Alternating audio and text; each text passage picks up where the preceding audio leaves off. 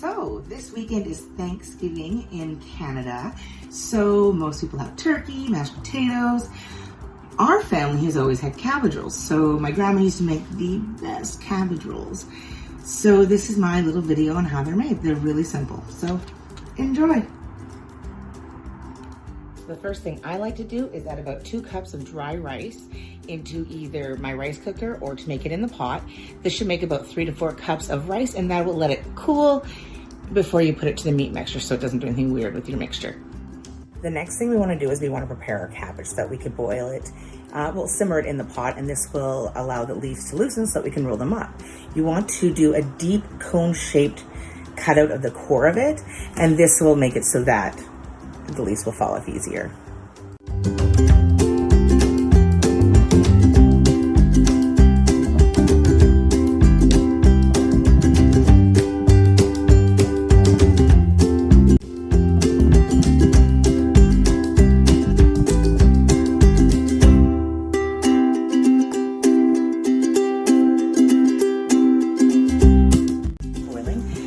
This one is about to get there, and we will submerge.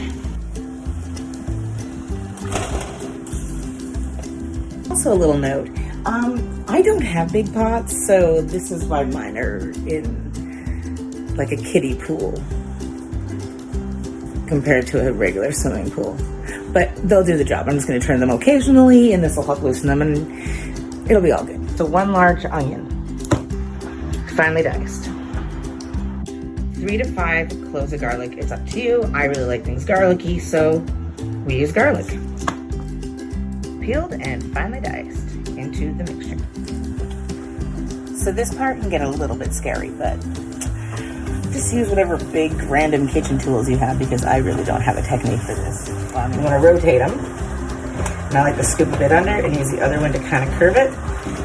And now, turn it. And this will get the other side. So we're gonna do the same thing over for this guy.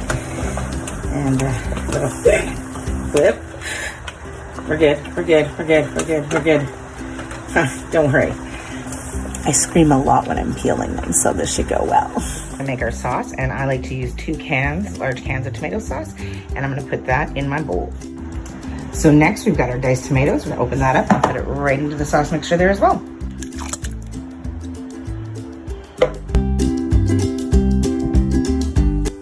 So you're going to start to notice at this point that your leaves in your bowl are going to start to loosen up. What you're going to want to do is you're going to want to take them apart, take them off, and put them in a cool bath. This will help them not get overcooked. I like to put 2 pounds, approximately 2 pounds of lean ground beef into my mixture. However, you can absolutely go ahead and use 1 pound of pork and 1 pound of beef, or do something crazy like use turkey, but I like to use lean ground beef. And just drop it on into your mixture, the one where you have the onions and the garlic in it. Now the rice is done, however, we need to let this mother cool because we cannot be adding that hotness into this. So we're gonna put this in the fridge right now. It's getting a little steamy in here. Look at these windows. It's some good old cabbage rolls. Well, here we are all steamed up, and yes, I've set off the fire alarm. So this is how you make cabbage rolls. So you notice as you get near the end, it's gonna get a bit more tough to get them apart. So I like to do like this little tap method. Now be careful, it is dangerous. I mean, we are dealing with boiling water here. But when you flip it over, like look, it's like freaking magic. You can just grab it and then throw it in your cooler. Fantastic. Look at them coming off there. So this is where it gets fun. And by fun, I mean absolutely disgusting. I don't really like this part, but it's okay. So our rice is basically ready. We're gonna dump that in. In it goes. And we have this massive mixture here that we have to, rip our hands in there. We're gonna do it. But we're gonna fold it in, and it's gonna take a bit. So you just kind of fold it in, and you feel the meat between your fingers.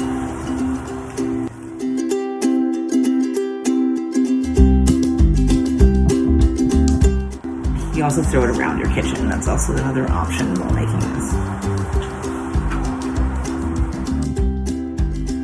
So once your mixture looks pretty much like this, you want everything to kind of look like it's evenly dispersed. Your very important ingredient is always close cover, your salt. So I don't ever give measurements. I just literally think that's probably enough. Now, when it comes to your pepper though, this, you need, it's incredibly important to put a decent amount of pepper into this. At least I think so. I like to put pepper even into the seasoning after it's done. It makes it just taste incredible. So, if you're gonna use poured, I like to put in my hand. That's probably a teaspoon, 2 teaspoons worth, let's say, give or take. But that is not the bowl of food. Hold on. That was season it, and guess what we're gonna do with our hands again? Right, so are we ready?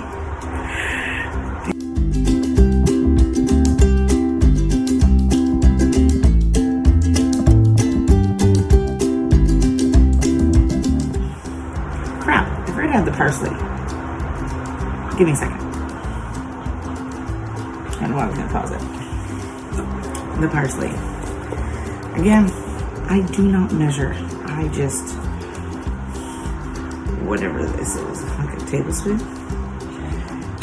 Just give it a little flavor flav. And yes, I just did that. And we mix again.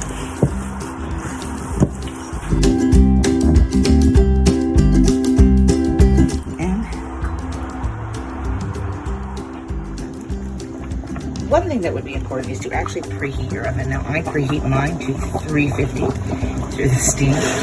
You can see it finally there's that moment where we get to start stuffing these guys. So the first thing that we need to do though is we do need to set up our pans to have some sauce in them. So of course we've got our sauce mixture that we did make. And I like to add, there's a bit of tomato, make sure there's a bit of sauce. Like so. And smear it around. I like to give a good base to it all. So first, I do not like these kind of hard ends. So what I like to do is I like to go down and I like to cut them off. So we have a bit of a smoother surface to end with. And then we take our stuffing mixture and we use approximately a good heaping tablespoon. And you roll it forward, right?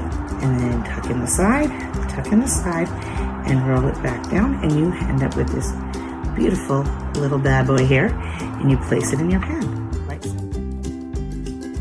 There we have it. We ended up with a grand total of 36 cabbage rolls. To sauce them up, and I like to put just a little bit over each one, so it ends up fairly even. I don't really know exact measurements to give you on this, but they're gonna, I'll make sure to have enough so they don't get dry or anything. And then all right, so they've been in for about 30-40 minutes because I kind of, the bell went off and I didn't check on them, but that's okay because these things can handle it. So I'm going to actually unfoil them now. And look at them, they're just looking absolutely beautiful. Look how pretty that looks. Now, this is the part that some people, I have no idea where I got this from. I just started doing this. Maybe it's something people do, I don't know. But I put margarine, and you put a little bit of margarine, and you put it kind of in between each one. Like, when you put butter on cabbage with salt and pepper? I guess maybe that's where I got the idea. But that is one, and you just kind of let it do its thing. All right, so for the next part of this, we are going to put these back in the oven now that they've all been buttered, and they look quite delicious. I will show you. They've been so they're all been buttered, and now we put them back into the oven. Uncovered this time. This causes them to get nice and crispy and delicious. So after this, they will be done. And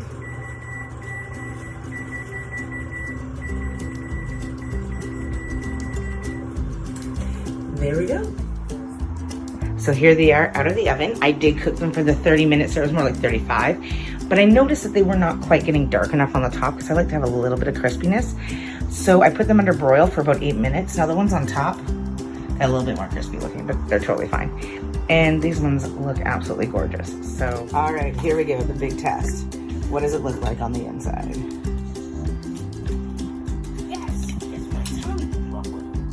Oh, that looks pretty good. What do we think here? It does look like a cabbage roll. It looks delicious, doesn't it? The truth. How did it taste? Amazing. Like, you see this? Yeah. So good.